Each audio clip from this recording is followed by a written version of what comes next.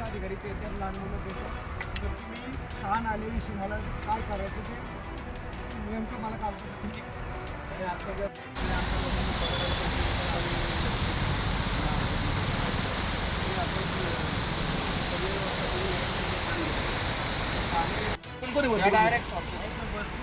जर मांबुडी ना निम्मी नगरपालिका आहे, पण आता हे पाणी कुठले कुठले ही लिटल आर्ट नाही का ही इथलं.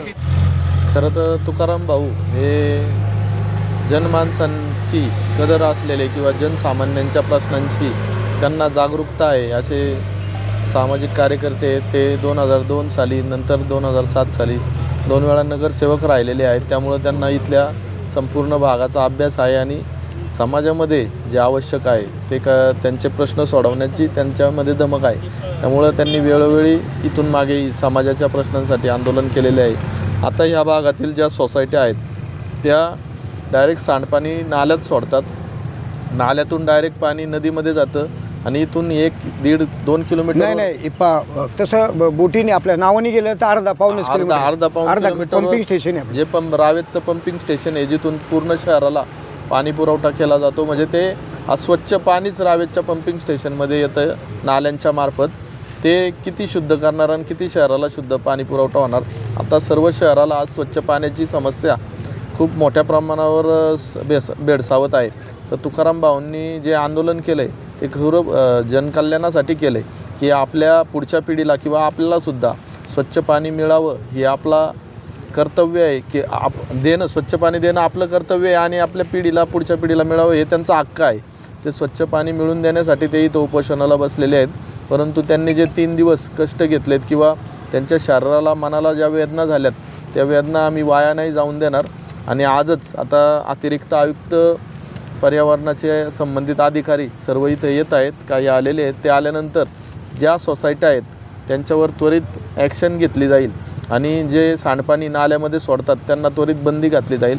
आणि तुकाराम भाऊंचे जे आंदोलन आहे ते व्यर्थ न जाऊन देता त्यांच्या ज्या सामाजिक बांधिलकीला आम्ही एक दुजोरा देऊन महापालिकेतर्फे लवकरात लवकर त्यांचा सोक्षमोक्ष करू.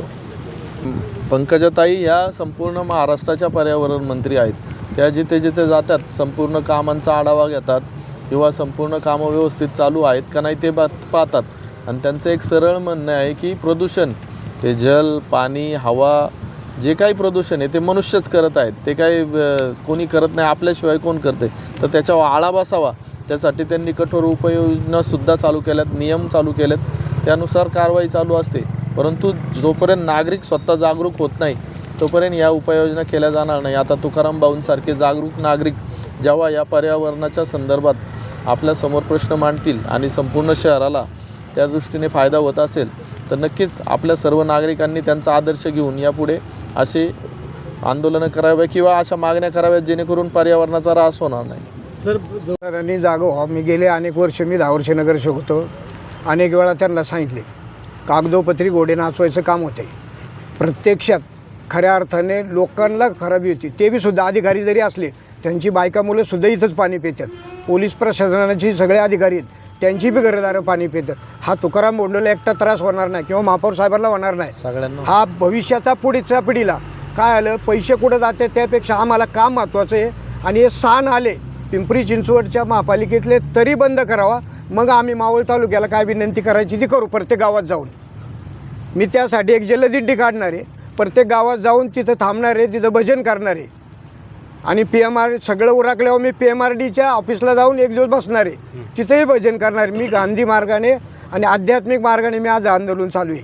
त्यामुळे आमची पिढी खराब झाली पुढच्या पिढीला अजिबात खराब होऊ नये. लहान मुलांच्यावरती त्याचे विपरीत परिणाम होऊ नये म्हणून यासाठी महापौर या ठिकाणी आलेत. खऱ्या अर्थाने त्यांचं आमच्या प्रभागाच्या वतीने या ठिकाणी मी स्वागत करतो. ही भूमिका मी आहेच ना. मी ते या ठिकाणी उपोषणाला आहे. मी ते प्रशासनाला माझं विनंती आहे जर तुमचे जरी नेमकं होणार असेल तेवढंच सांगा. आलं माझे स्थान आले त्यांच्या ज्या मागण्या आहेत त्या आम्ही आत्ता प्रत्यक्ष पाहणार आहोत. जर त्या आम्ही जी कारवाई चालू करणार त्याच्यात त्यांचं समाधान झालं तर ते त्यांचं उपोषण मागे घेतील. मान ठेवून प्रशासनातल्या अधिकाऱ्यांचा मान ठेवून या ठिकाणी उपोषण मागं घेतोय. पण जर प्रशासनाने याच्यात काय हलगर्जीपणा केला तर मी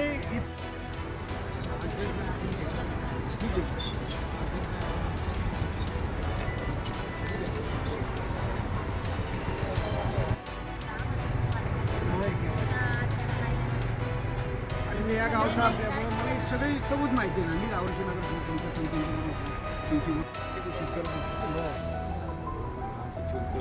चुलते होते ना काळजी घेतातच. परत ती कामाची काळजी घेतात.